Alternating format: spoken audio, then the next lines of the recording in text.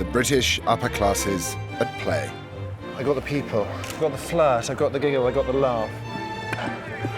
Since 1709, Tatler magazine has been sending dispatches from the front line of privilege. He came from Paris, from the Pousse market. Have you seen my polar bear? He's called bipolar. Every issue features the country homes of Britain's elite. It is rather lovely. It is the only one in the world. Wonderful people come and clean it. The world's most expensive fashion and jewellery. Should we look at upgrading our engagement rings? Yes. The all-important social scene. Everyone who's anyone is there. Just the people having a good time. And of course, horse racing. I'm in desperate need of a large drink now. With a lineage longer than some of the families it reports on. Tatler doesn't just observe the upper classes. I know him. No, I actually know him. It helps to preserve the rules they live by. Under no circumstances should there be any suggestion of saliva. And provides a knowing guide for those aspiring to join. If you're new in London, you might have a Labradoodle. If you're old country, you probably have a black Labrador that's like 500 years old and farts, but you love it more than your children. We spent 6 months behind the scenes to find out what it takes to be posh in the 21st century. The wrong choice of a tweed, the wrong blue on a Tuesday afternoon, that is something terrible. That is epically terrible. OK, so April, we start with front of book up there. All the trend and fashion pages, jewellery, it list, and then we get into the front of book here. So we've got 100 most invited. I'm just looking. The pictures are good. This is the 36th issue of Tatler under editor Kate Reardon. It's a magazine with a small but loyal readership of 160,000. Kate must get final approval from the magazine's managing director, Nicholas Coleridge, just before it goes to print. Then up there, you've got about how the Whippet has overtaken the pug as the chic dog du jour. Then what? And then we go into communes. So all these amazing stately homes with all the cottages on the grounds have been rented out to all friends and mates and... Like Blenheim, Exactly, that gang. Yeah. Then we've got Who's the Boss. It's a profile by Quentin Letts on Samantha Cameron. So lots of really good insidery stuff there that you won't read anywhere else. Rather nice, that Cameron picture, I think, don't you? It's really charming. The first time I met her, I was tongue-tied. Really? I was. I think that looks good, because looking for the balance of words versus pictures, I think that looks cool. It's a very nice issue. It's a new week, and work on the next issue begins. Kate finally got her dream job 3 years ago. It's a world she knows very well. Tatler has loomed freakishly largely in my life. As a teenager stuck at an all-girls boarding school, I used to devour it. Then, when I was 21 and then was made fashion editor, that was a really, really big deal for me. I didn't really know what I was doing, but I just, made it up as I went along. I understand the Tatler world quite well. I had a very good education. I went to Cheltenham Ladies' College and then Stowe. Morning. I'm a honking great Sloane, and we photograph a lot of Sloanes. We in the UK watch way above the global average of porn. What is Tatler porn? Is it Labradors gambolling, the Queen Mum waving, a band of the Grenadier Guards marching? Right there. Every other Tuesday begins with a meeting with the features team, a select group of journalists who are experts in the world of privilege. Pet of the month. I have written to Prince Charles about his alpacas, so fingers crossed. Although Matthew has also written to him about his cow, so we're kind of competing at the moment. It's where Kate decides what stories are stirring the upper classes. Tatler relies on stuff that's going on in the newspapers and in the general press a little bit less than other magazines. A lot of what we come up with is more of a kind of general zeitgeist thing. We'll also be coming back filled with stories and ideas of things that have happened up in the countryside, out at parties, at social events and stuff like that. Someone in a country pub this weekend pointed out to me that half the men were wearing stained green V-neck sweaters, which he claimed was typical proper gents' country attire. I'm married to that. What's the equivalent for women? Perhaps a photo of a model with arrows pointing to each significant piece of clothing, like kind of appropriate country wear, like you should be wearing this. Yeah, that's very funny. The people that we hire tend to have an understanding of this world, but it doesn't mean they have to grow up in it. It didn't mean that they have to grown up going to Pony Club camp, or their dad has to be an earl or something. I'm quite interested in Swiss finishing schools, and there's basically only one left, and it's now taking men. And I quite like to go and sort of be finished off. Matthew Bell is Kate's newest appointment. He joined just 2 weeks ago, leaving behind a staff job as a society diarist at a national newspaper. I'm still gauging what Kate wants because I'm new, and each editor has their own idea of what they want. So, I pitch ideas and she'll say no or yes. That just reminds me of the feature that Mary Flynn suggested, which is how the middle class has ruined everything. The middle class is becoming rich, has sort of destroyed taste in Britain. That they have ruined public schools because now children are so pampered they go home every weekend. So her whole thesis it would be a very funny talking point. Yeah. And a great cover line. Are you posh? No, technically not. I'm half foreign and half sort of intelligentsia. My father's a doctor and my mother's a teacher, so in a way you couldn't get a more sort of middle-class background. I just think people are the most interesting thing in the world, and I suppose the top 10% of anything is probably the most interesting. Good afternoon, Tatler. Most of Kate's team were privately educated and are well versed in the intricacies of upper-class life, but she can never be too sure. One of the incredibly controlling things I do as editor of Tatler is that when somebody arrives, we give them their very own copy of de Bret's new Guide to Etiquette and Modern Manners. And most of them think that I'm taking the mickey. And obviously I thought it was a joke, but no, it was quite serious. And I was thrilled to think I'm going to be working for a magazine that, that expects that of its staff. I mean, most of it I think I knew, but I didn't know that the smart way to eat a pear was with a spoon. True aficionados eat caviar from the small pad of flesh between the thumb and forefinger on the outside of their left hands. Where's that small pad of flesh? Is it there? Social kissing. Under no circumstances should there be any suggestion of saliva. And unless you know someone reasonably well, one kiss is usually enough. Lady Trowbridge once declared that making personal compliments in conversation was in bad taste. Okay, so that's why we find it embarrassing, apparently. But this is no longer the case. However, any compliment should be delicately given. Any attempts to be overly gushy can appear sycophantic and embarrassing to the recipient and creepy to others. I think my favourite rule is that a gentleman is never rude unintentionally. The funny thing about the upper classes is that actually often they're completely hopeless at dealing with things. They're famously not in touch with their emotions and famously brusque and rude, and the hunting field and racing circuits are populated by people who communicate by barking at each other. And the whole point about etiquette is it's designed not to trip you up, but quite the opposite. It's designed to oil the wheels of life.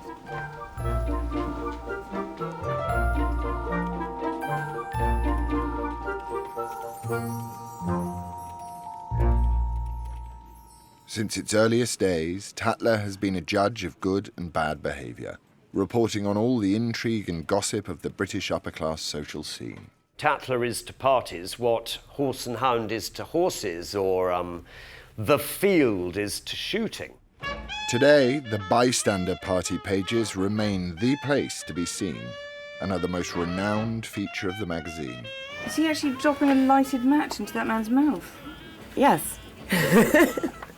Who's that? I wonder who her hair. I don't know, sorry. Is she a TV presenter? She's got the hair to be a TV presenter.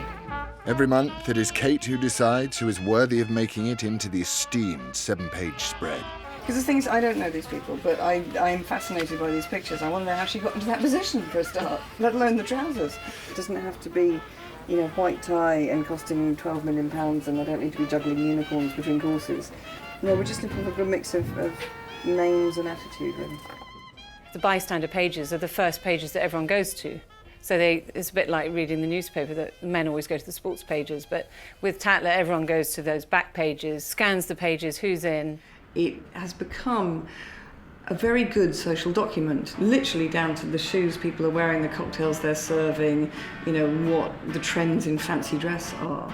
It's a really up-close look, really from inside, at what's going on within this particular group of people in this country. When Tina Brown ran that on the front page of Bystander, two boys having their first cigar at a Deb's party. This is an event that no longer happens, the Berkeley Dress Show. And these were Debs who were about to go and model. Someone had just been pushed in the pond just before this girl, and I went up and took a few pictures of the tail end of that. And then this boy here, Charles McDonald, he suddenly rushed up and pushed her in. I hate smiling pictures. It was a world that hadn't been photographed very much. I was told by Jane, the editor, that employed me first time off, she had a brilliant rule of thumb, which was, okay, so you're at a party and you're going to come back to me and you're going to have a picture of the Duke and Duchess of Marlborough and you're going to have a picture of Cherry Hall and Mick Jagger. Really nice, happy with that. But the picture I want is the Duke of Marlborough with Cherry Hall. And it took me 15 years. What, to get that actual shot? To get that actual shot, yeah.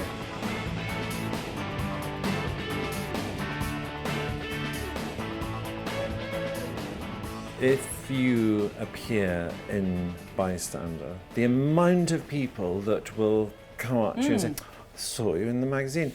And often you look at them and you think, what are you doing reading Tatler? You know, Yeah, no, Colonel it's in the army. and of course I didn't buy it myself. Dentist waiting room. Bystander's busiest time is the Society's summer season. For 300 years, this has been the time the British aristocracy descend from their country mansions, flocking to cultural events, parties and sporting meets near the capital.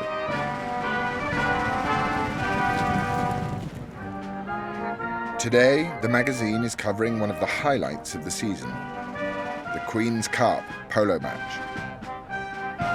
This is a high-stress day. You've got celebrities, you've got royalty, you've got Will Carling here, Boris Becker. Any name on these tables will make a good photograph. Hi there, can I grab a picture of you two this way? With this sort of... Are you happy with the umbrella? Yeah, we love that. Yeah. Fantastic, fantastic. I like the matching, it's working very well. Well done, hands on bottoms, get that close. Yeah, that's it. Not happening yet. Is it not? No, it's... Give it a bit of time. Yeah. You'll see. Is it percolating at the moment? Here's Julie Cooper. Hi there, how are you? Can I steal a picture of you? Huddle in, huddle in. Fantastic, thank you. Have a nice day. You can walk towards me a little bit. Yeah. Get the wind up the skirt, a bit Marilyn Monroe. What do you think about this event as a polo event that makes it quite Tatler-y? Well, it's very Tatler because it's full of very, very good-looking people. It used to be full of Argentinians being naughty, but it's also very glamorous. It's also been very royal traditionally. I mean, the princes of the kings have always played polo, and so therefore it matches up as a social event, I think. You're very much an insider. Well, no, I'm middle class, and so what I mean is I'm equidistant from lower and upper, and so I wrote a book called Class, and I studied it for about 2 years completely, nothing but the English class system, because you have to understand class in England, because it indicates how people behave in an extraordinary sort of way. What are the upper classes like now? Is it? Well, I think they've rather got a lot of black eyes, a lot of posh bashing going on. I mean, poor David Cameron can't cross a road, somebody say, you know, silly old Etonian, really, which is a bit bad luck for him. Hello. Morning. Would I take your picture? Sure. I quite like you walking forward. That's quite nice. Just keep walking. Oh, and do that with the eyes again. I think people do love looking at, you know, beautiful people in beautiful clothes, having a great time. It is a bit exclusive, but don't we all want to be a part of something that's exclusive? Right, slow down. Jesus. I do enjoy it. I get a buzz out of it.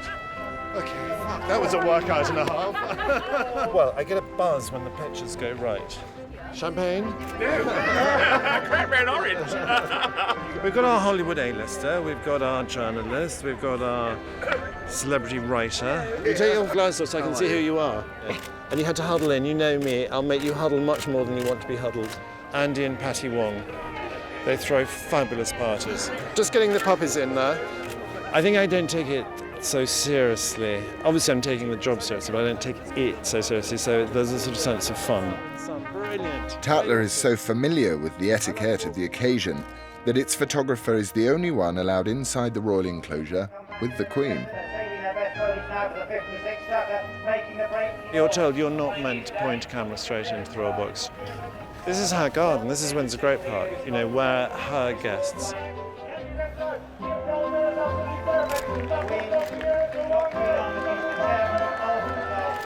With all members of the royal family, you don't interrupt them and stop them for a photograph. You photograph things as they're happening. Dream picture is just her looking as happy as she always does. She loves horses, loves polo. The pony of the match is a moment that she really likes to see. Okay, everyone this way. Eyes here, hand down. Got it, we got it. That's all that matters. Isn't that great? Isn't that great? Isn't that what we want? How happy does she look? Come on then, come. Come on.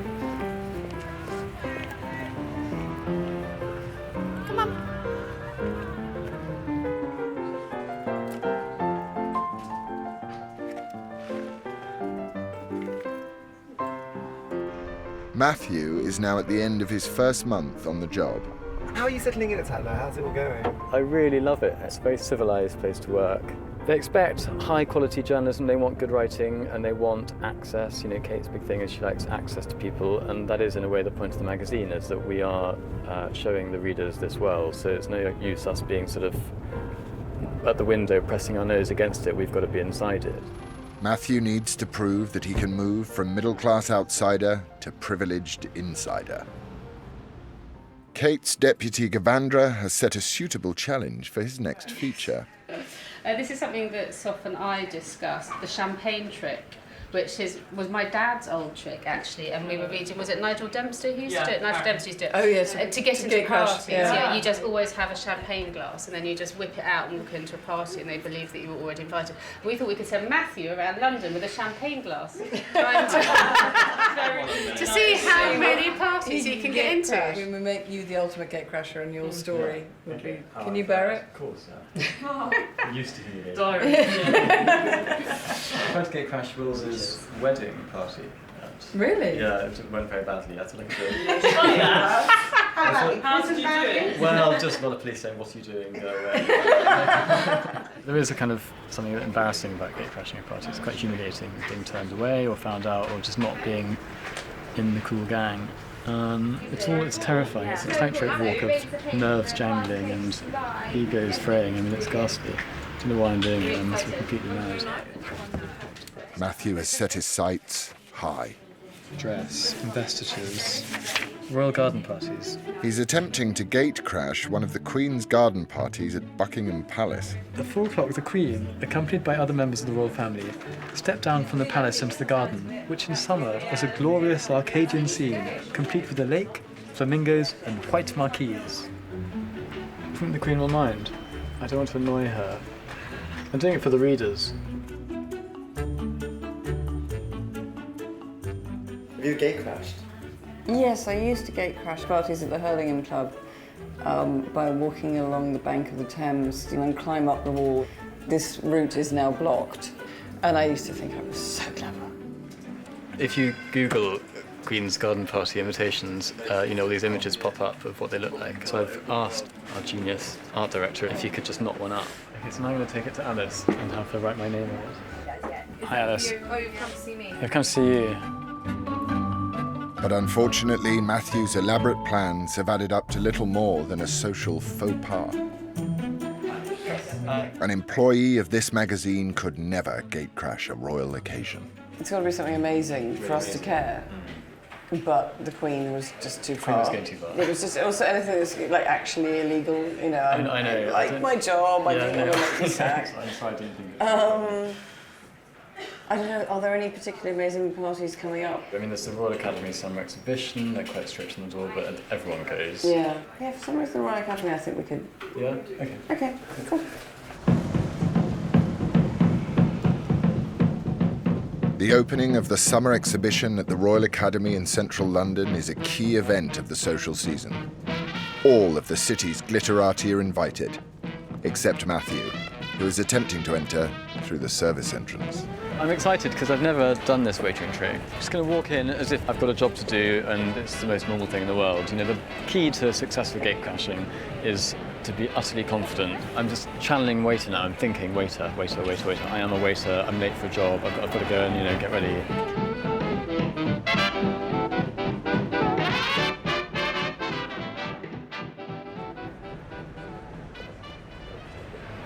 I got the tie and the apron, but I had to go and get the tie from like a box in the staff room, and there was a woman there with a clipboard. She said, well, who are you? And I was like, oh, I'm waitering tonight. She said, are you agency? And I said, yes.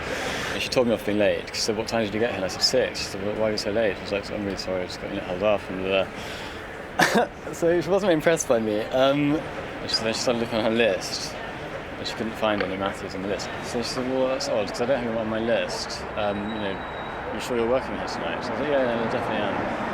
Anyway, so she said, I'm sorry, you know, because it's all on shift work. So she said, I'm sorry, we don't need you. We've actually got enough waiters for tonight, and I'm really sorry, you can't work for us tonight. I was like, oh, that's, you know, and so I was really upset, because obviously I need the money as a waiter. Despite acquiring the correct uniform, Matthew was eventually rumbled and left the same way as he tried to get in, through the back door.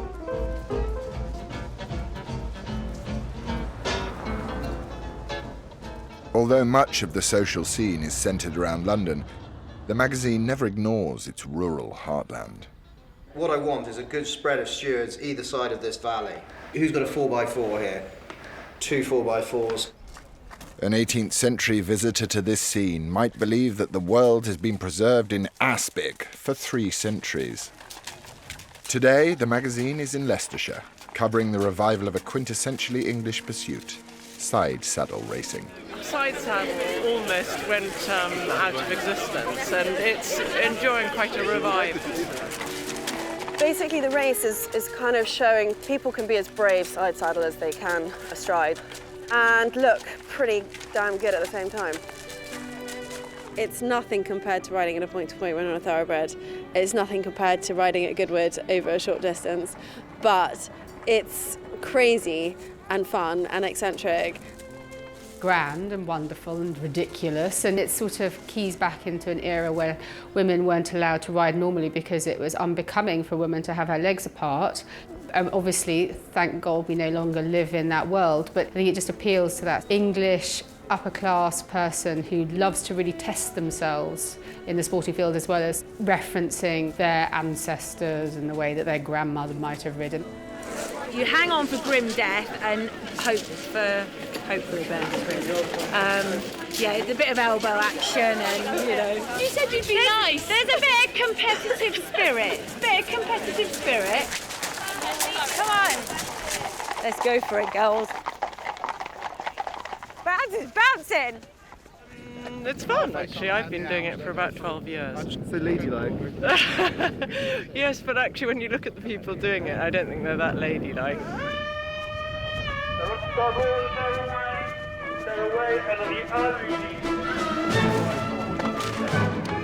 Oh, fuck it! This is horrible! Region 5! You can actually tip over backwards off the saddle. They're pretty punchy, these girls, and they sort of, you know, they go at it quite hard. Your voice is good! Come on, we can do this. I think these girls are all very fine horsewomen. And they're enjoying the beauty and elegance of side saddle and then doing it on steroids by racing.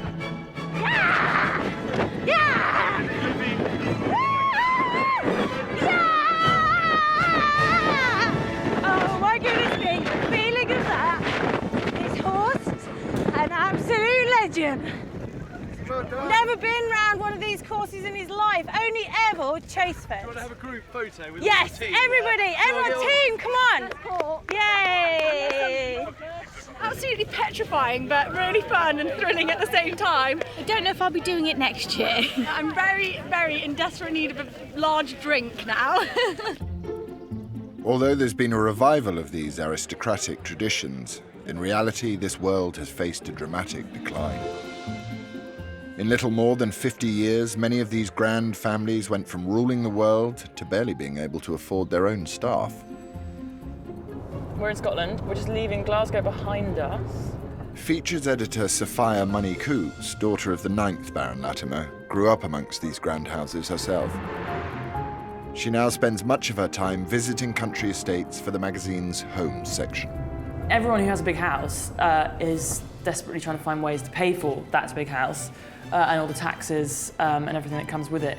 Fully open, that's what we like. Be that letting out your castle, opening it up to punters, having filming there, so Highclere and Downton, you know, total cash cow. Well, I'm just going to kind of drive up like I own it, basically. Yeah, look. Sophia has come to see the 10th Earl of Glasgow, Patrick Boyle, at his family seat, Kelburn Castle in Ayrshire. Lord Glasgow has found a novel way of enticing paying visitors to his 13th century home. A rather distinctive piece of art. I mean, I was quite nervous of this idea, but the Brazilian artist thought it was a really wonderfully interesting idea to do sort of Brazilian mural, really. Yeah, it is. It's a mural on a Scottish castle. We try to give it as much publicity as possible. Yeah. Because other people say, oh, well, oh, you're the castle. The graffiti. all over. Yeah. What do the locals think? I think most of the locals approve of it now. Okay. And there are also a few that don't.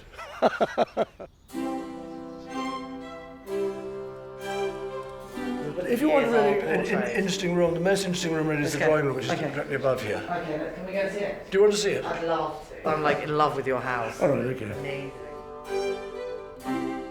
It's quite a manageable size castle. If anybody can remind me the name of that's a certain type of crocodile, and I can't remember what it's called. Yeah, presumably not Scotland, I'm thinking. That is not a Scottish crocodile, no. Wow. I rather love these castles not being perfect. I rather love the fact that the walls are kind of, you know, crumbly. It's all very world of interiors and looks stunning. But this particular part of the castle, slightly more like a French chateau than it is like an English stately home. We got here in 1163, and we were very much... being your family? We were very much a Norman family. One of my ancestors, the 5th Earl of Glasgow, well, he was active really from about 1840 until about 1870. And the aristocracy had incredible power in those days. And the terrible stories about him. Once got irritated by a waiter, and he pushed the waiter through a plate glass window and hurt him quite. And when they came up to him in a very deferential way and said, you know, what are we going to do about the way? He said, just put him on the bill. It's very complicated, I think, this thing about class, and I think it varies in different parts of the country whether it matters or not. But it's certainly now. I mean, in fact, I think if someone like me went about throwing my weight around, I don't think that would go down very well, and I don't think it would be my best way of influencing people. What shall I call you? I'm just calling Patrick. Patrick, great. Okay, look at me, ready, steady, and that's it. Wonderful, wonderful, wonderful. I'm quite good with these kind of people. Do I look grand and important and intelligent? Oh, but you do. You don't even have to try. You were just born with it, babe. Born with it. I went to a boarding school. I went to a school, though, that was, you know, pretty much Tatler people. So you understand the world? Yeah, my father went to Eton, you know. Go, right, let's walk. By the way, a thing of great interest to everybody is this camellia hedge. Our gardener decided to make a camellia hedge. We've had the same gardener forever, because it is beautiful. Yes, we have had the same gardener forever. And we're really worried because he's almost irreplaceable. I don't think we're ever going to find anybody else. Why is he getting on? Well, he's sort of, the old school was sort of dedicated to the work, and he's not paid a huge amount. He came here when he was about 21. He's now 60, 68 or something. Okay. He lives on a cottage on the estate. God bless him. You know, we forget in society, isn't it, money and having so much money that makes you, you know, think you're special and different. And I don't think these people have huge amounts of money. They have to work hard for their money now, you know. They aren't sitting around just reading wonderful books and playing piano all day, which is what they were doing 100 years ago. So it's changed completely for the British aristocracy in the past 50 years. Yeah, totally. I think they're very down-to-earth, grounded, lovely people. As the world it celebrates is changing, the magazine is being forced to change too. We are having Tatler Goes to Poundland, so we're going to go and see exactly what happens in this Poundland store, which is a little bit of a kind of hidden gem in a sort of Notting Hill set. Whether you're a lord who can't afford servants anymore, or simply a frugal toff, Tatler tries to guide its readers through uncertain times. I'm quite excited. Right, should I go this way or that way? Maybe let's start this way. Well, I think it's sort of like this sort of dirty secret that you can go and get anything and everything for £1. Oh my goodness, you can literally get everything. David Cameron was here last week. This is retro chocolate at its best. Okay, so we've got after eights. We've got to get some of those, haven't we? Oh my God. What's your budget for today? Have you got £15. So let's see exactly what we can get for £15. I think we should get some washing powder as well. For £1, that's unheard of. If people knew exactly what was here, I think they would be absolutely stuffed to the rafters. Oh my goodness. Luxury shower cap. It's glamorous. Got to get one of those. I love shower caps. They've got cocktail umbrellas. They've got a cocktail set.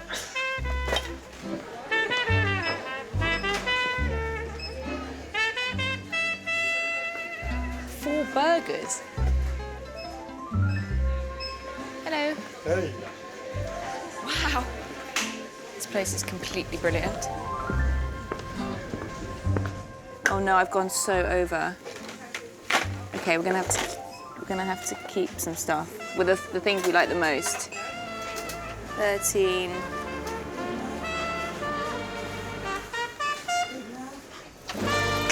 Oh dear. It's been an education.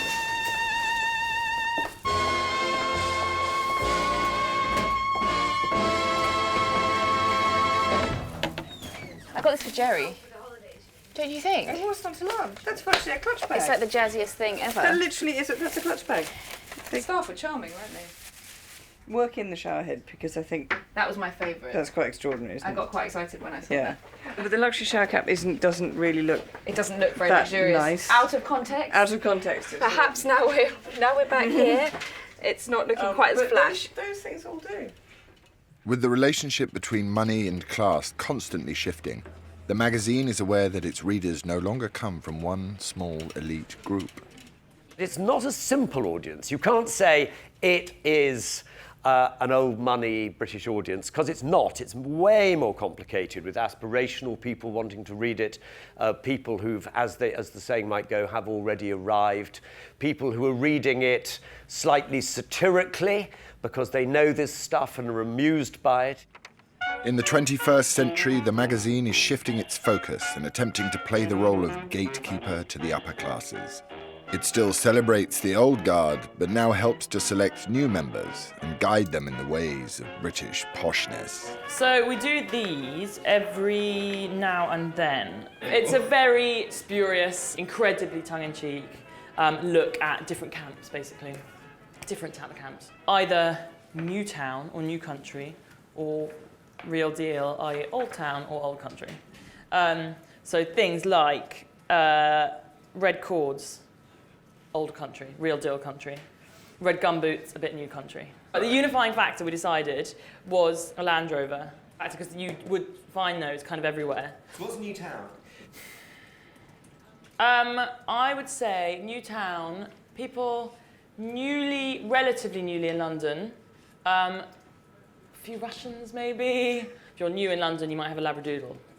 If you're old country, you probably have a black Labrador that's like 500 years old and farts and is enormous and fat. But you love it more than your children. So here we've got real deal town, so this old town. So we've put in the amazing, wonderful publisher, George Weidenfeld. And here we've got yellow Labrador. We thought that was maybe more London. We've got the Chiltern Firehouse, because that's the place that everyone's going to now. Cocaine, because we thought that you might find, that's a proper old town drug. What have we got in, I don't know if we had a drug in old country. No, just sloe gin. Sloe gin in the country is your tipple. And then down in this bit, we've got new country. So those would be people, maybe like some of these Russians, who are moving out to the country. So actually we have got Leon Max, who I think is Russian. He we thought represented new country, as does Sherry, a bit new country. And brown Labrador here, we thought.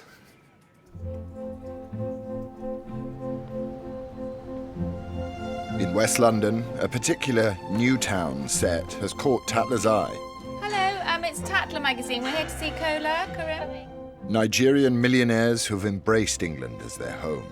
Traveling the world, I spend a lot of time traveling in the Far East. You find Tatler on the tables of most sophisticated and urbane people, showing what people can aspire to be or to see or to become or to want to, emulate.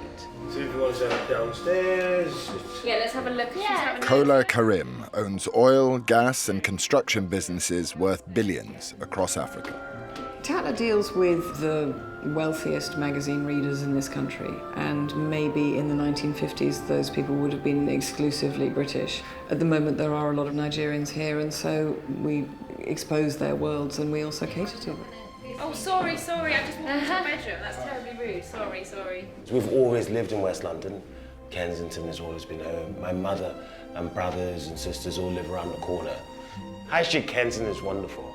King's Road, wonderful. Harrods. Just keep everything local, really. It's be a case of seeing what interiors he's got to make it look as sort of sleek as possible. Yeah, let's get Amelia. And yeah. Lagos is our main base, and we keep homes in Miami, Marbella, South Africa, and in France. I love him in that couch. It's going to be great. Yeah. Are you sure we don't want just a white shirt? I'm worried about it. Well, it's up to you if you want to style it, but I like what he's wearing. I think it's genius. Okay.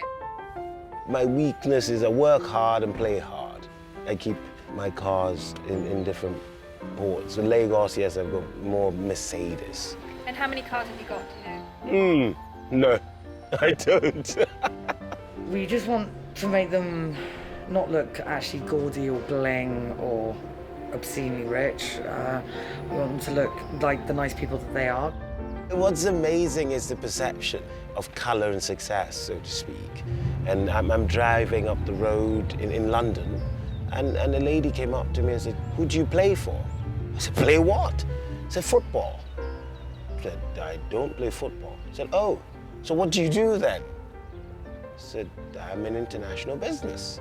She was stunned to see it, but I get it all the time. So what we thought, he's got his polo gear here, and we're by Holland Park, and Amelia was saying just do a sort of grass, beautiful shot like that. Polo, it's awesome. I played a couple of tournaments with Prince William and Prince Harry. It's part of the establishment that you've got to keep going. My son started riding at the age of 3, started holding a stick at the age of 4, and he's 13 now. Should we take the glasses off as well? No, we like the sunglasses. I'm not sure, you know. All right, okay. Thank you. I'll fight you on that one. Okay, well, I think these people are as much a part of the Tatler theme park as the dukes and duchesses. And then the other way, head that way. If there is somebody sensational with a huge joie de vivre and a giant wallet who's going to pile on in and have a great time in this world, I am as interested in them as I am in some crusty old duke with food down his jumper. Beautiful shots. The reality is the old world is always going to be part of the world order. It's tradition, and that never change. So why not become part of that world? And the newly wealthy seem keen to adopt the more civilized aspects of the upper classes. But the rather more disgraceful and debauched behaviors of the old establishment are something that creates a lot of interest for the magazine's readers. Most famous of which is the Bullington Club at Oxford University. Famous members include George Osborne, Boris Johnson, and David Cameron. You just read off these names, and they are all people basically running the country. And I think that's what people, conspiracy theorists, begin to get sort of crazed about. They think, ooh, it's this tiny cabal of people who all knew each other at Oxford, now running the world. But unfortunately, this is what happens in Britain. People just happen to go to school with each other. The picture of the Bullington Club in which David Cameron is in mysteriously disappeared from public usage. No one is allowed to use it, which is a bit fishy, don't you think? To find out more, Matthew is on his way to Oxford, home of the Bullington, to learn about England's oldest and most secretive dining club. The classic Bullington thing is to book a private dining room, have the best dinner they can have, champagne, rich meat, endless wine, and then they smash the place up. And then the next day they send a cheque covering their expenses. It's a sort of exuberance of being rich enough to be able to smash up a restaurant and then pay for it. The bad form would be if they didn't pay for it. What I like about where we are now is that everything you can see has stayed the same for 800 years. Nothing has changed. So you could say this is the sort of heart of old England, of the establishment. I grew up in Oxford, and it was just really fun being at school in the middle of Oxford and ragging around, and yeah, I had a really great time. Was it a private school? It was fee-paying, it's true, yeah, I can't deny that. This is Brasenose College, which is where David Cameron was a student. This is Hertford College, which is where Evelyn Waugh was an undergraduate in the 20s. And the point about him is he wrote Decline and Fall, his first novel, satirising the Bullington Club. He described it as county families of England baying for broken glass, which sort of sums up everything you need to know about the Bullington. My mistake was reading Evelyn Waugh when I was 12. It's a classic recipe for making a middle-class boy like me interested in the upper classes. Because they just seemed to be having such a fun time, and it was just a kind of world that, it was a kind of romantic world, I suppose, that appealed to me. So this is Christ Church, which is one of the oldest and grandest colleges in Oxford, and it's also where the steps are, where the picture's taken of the Bullington every year. Famously, on one particularly raucous outing of the Bullington, they smashed 400 windows in this quad just here, and ever since then they've been banned from within a 10-mile radius of where we're standing right now. A stone's throw from Christchurch is the tailors where the Bullington are rumoured to have their trademark dinner suits handmade. These tailcoats are made to order. They're expensive. They cost about £3,500, and that's part of it. The fact that you can afford to blow £4,000 on a tailcoat, it's already excluding a whole load of people from joining the Bullington. So I went into the tailor and I said, we're doing this piece about the Bullington, what can you tell us about it? And he basically said that a few years ago there was a big hoo-ha about the Bullington, and they now have a policy of not talking about it at all, which is interesting. When even the tailor won't talk about it, you have to wonder what's going on. Bullington point to point with Osborne. Okay, well, let's definitely go big on that. Matthew hasn't managed to get any current Bullington members to talk on the record. But he has discovered why they're so secretive. It's one of those things where they want people to know they're in this exclusive, cool club, but it's so awful now, or considered to be so awful, that they also don't, because they've got one eye on their futures when they might want to become cabinet ministers. What's he holding that? It's a bit like the Masons, isn't it? There's a kind of forever, they will remember that time when they were 19, when they got Binky Thinknottle out of a dustbin. That sort of creates a bond, these shared experiences of getting into trouble and getting out of scrapes. And I think we're all for eccentricity and odd behaviour and drinking, so yeah.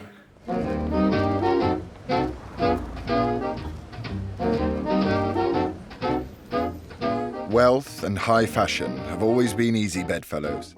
Many of its rich readers look to the magazine for tips on what to wear, especially in preparation for the social season.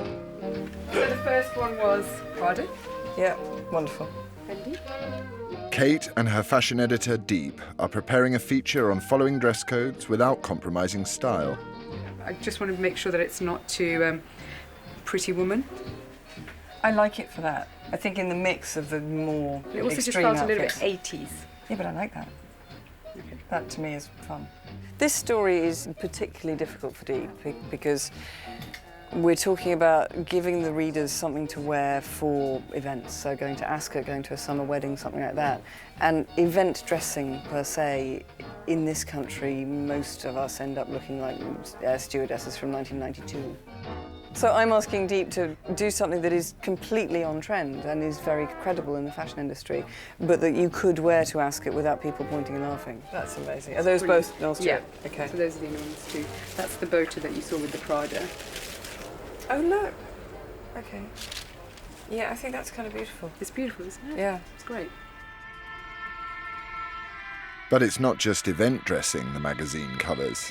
It also features couture and the latest designer fashion. It's London Fashion Week, and Kate has been invited to all of the top shows. And my background is fashion. I started at American Vogue. I was fashion editor of Tatler when I was 21, so I have a natural, huge fondness and interest in it. I love a laugh and I love a nice dress. Morning, ladies. Hi, hi, hi. How are you? When you see the other big editors at the shows, it's sort of Pony Club Camp versus NASA, where the PR and the designer decides to sit you, specifically in relation to Anna Wintour, is a totally public declaration of your status. You know, if you've been shoved at some far end of the runway in Siberia, this sort of burning cheek moment. And then there's nothing like the smug pride when you feel that you've been given an excellent seat. Thank you. Hello, lovely. Hello. Tatler may not have the fashion kudos of other publications, but Kate knows that unlike the readers of most glossy magazines, her readers can afford all the clothes on show. We have two jobs in the magazine. One is to entertain and inform our readers. Our second job is to provide an environment for the advertiser. They're buying access to our readers' eyeballs, basically. We have the richest reader of any magazine in the UK. Okay, Kendra's April, Alicia's May. In the sort of background, we've got Rita, Aura, we've got Claudia Schiffer. In a world where commercial success is crucial for the magazine's survival, nothing is more important than the cover. Tatler has a long history of distinctive covers featuring notable society girls of the day. There was an incredibly good-selling Princess of Wales cover. There was a very good Jerry Hall cover one, Jagger cover one.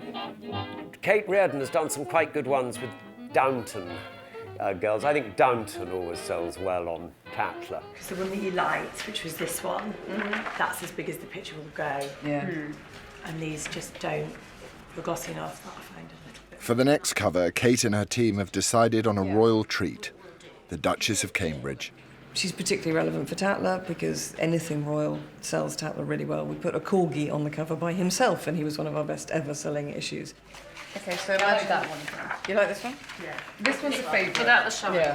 Yeah. She does not do shoots. She's been very, very clever. She keeps herself very much to herself. She's resisted the advances of probably every single magazine in the Western world. So we're going to use a picture that already exists. I just don't know how she does it. I don't know how she manages to avoid all eye contact with cameras at so many points. She's incredibly clever. It's just like below, it's just sort of looking at people's I mean, this woman is probably the most photographed woman in the world. Remarkable. And she manages to not get eye contact with a single camera. I mean, it's obviously intentional and it's absolutely brilliant because it means that when people like us are trying to put her on the cover, she can swerve it. Even without an exclusive Kate Middleton photo shoot, the team have come up with a rather unusual way to feature her in the magazine. Do you remember those books? When you used to have the doll and then you cut them out and they had tabs around them. And you dress your little... So you do accessories, so shoes, jewellery, bags. So we'll create 5 looks for her that everyone will cut out and put on this doll. So as we're saying, Kate, we love you, but, you know, let's be a bit bolder here. Dressing a modern-day princess. So the question is, do we take this head, cut it out, stick it on an illustrated body, do something very weird and funny on the cover? I think not, because I think that we're luring people in because it's saying Kate's fashion makeover, and the funny thing is you go inside and that's see, the surprise. and that's the surprise. Also underwear. Are we going blue as like first suggested, or are we going something else? Well, there was something even more to demure, where they sort of They came come down here. and do ones like 7 rows. Yes, like a playsuit meets Okay. a sort of thing in a nice mint colour or something. We definitely want her in a long pant. We don't want to do anything inappropriate. Suggest royal pubic hair. No, Like, no. not quite the right tone. Brilliant, thank you. Funny.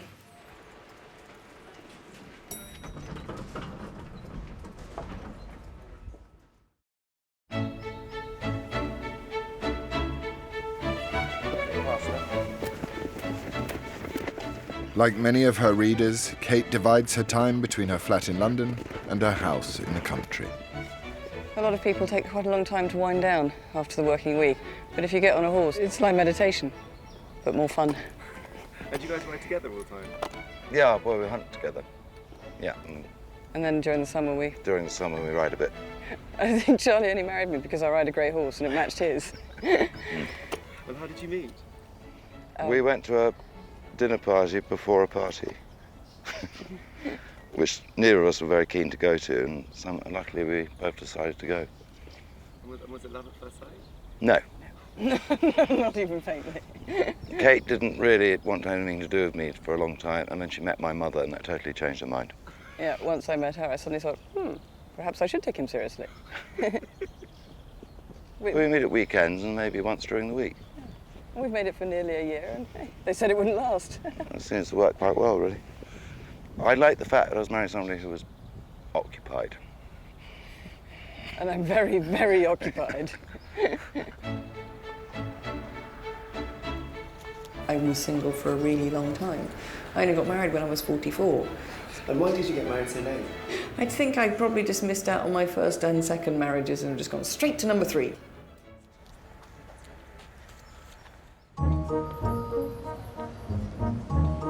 Kate is back in London. The Duchess of Cambridge issue is almost complete.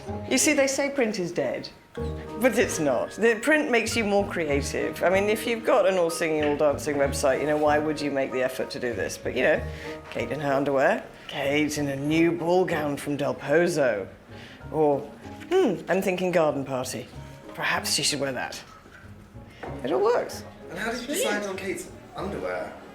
Actually, we spent quite a lot of time talking about which underwear we should put Kate in, and we wanted something dignified.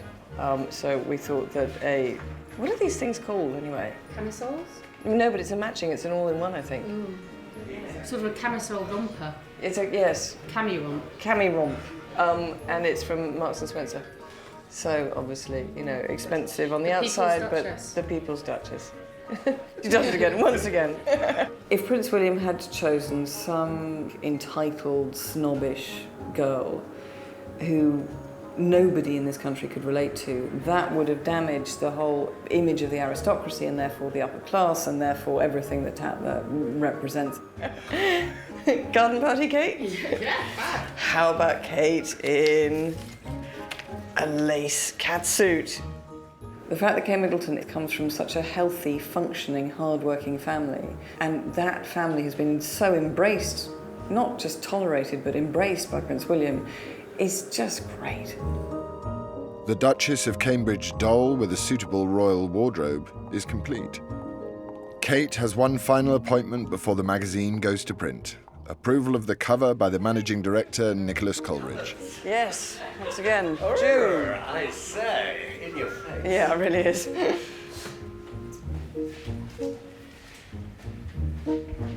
Aha, well, this is what we've been awaiting. Yes.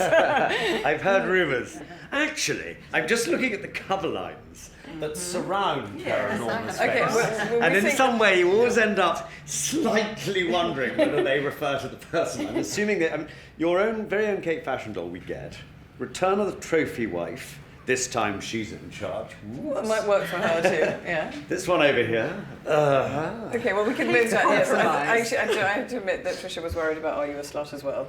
So. I just think it's maybe slightly in the wrong place. Yeah, It would be all right if it were somewhere else.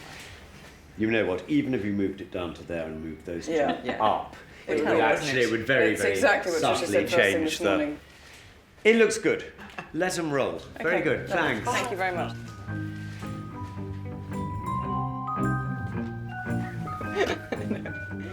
It's not something that had registered in my mind. We've got a piece inside here. It's a tiny piece. It's just a funny 10 signs, 10 surefire signs that you're a slut, which we thought was a funny cover line to have. But we've really stupidly put it up there next to Kate Middleton's eyes, which implies that we're talking about her, but we're not at all. It's got nothing to do with her at all. So if we move that line down here or over there or something like that, we will stop making the association between the two. And that's why those cover meetings are so useful, because you get really experienced people looking at them going, are you insane? Why did you do that? The summer season is in full swing and it's Tatler's turn to play host. They are holding a fancy dress ball with Christie's auction house and have invited many of the people who grace their pages to come as a work of art. Hi, I'm Matthew Bell from Tatler. After 3 months at the magazine, Matthew is about to have his first taste of a true Tatler soirée. Look like Brian May. We've got to go all out. I mean, I'm in it to win it. He has chosen a painting by Gainsborough for inspiration. So here we have the quintessential English 18th century landscape painting. You have your classical setting with a Greek or Roman temple in the background, plenty of clipped green foliage, so it's a showing of man's conquering of nature. I think it was the period when Britain became civilized, so there was a focus on elegance and manners and civilized behavior, and the court was very important, and the aristocracy obviously ruled the day. I suppose Tatler was founded in the 18th century. I look like the man on the masthead. And doesn't he stand in this kind of posture somehow? He is the bystander. If Kate's not impressed by this, I don't know what she will be impressed by. I think she will be. I think she'll like it.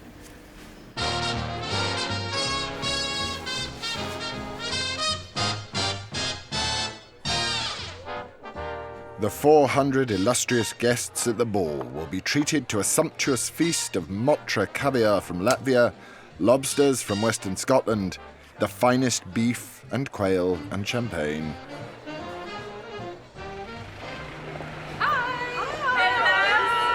Put your shirt on. It's a novelty apron I got on eBay for £7. I'm obviously Michelangelo's David. I'm a Jeff Koons lobster. Obviously.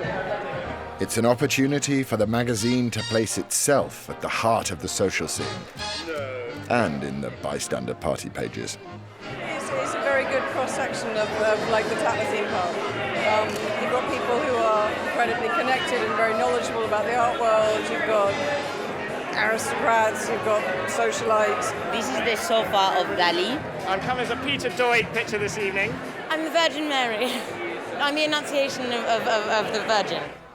I used to be on the outside and coming to these parties and writing about Tatler as a hack, but now I'm on the inside. It's much more fun. How does that feel? Yeah, is everything all right? I feel like a poacher turned gamekeeper.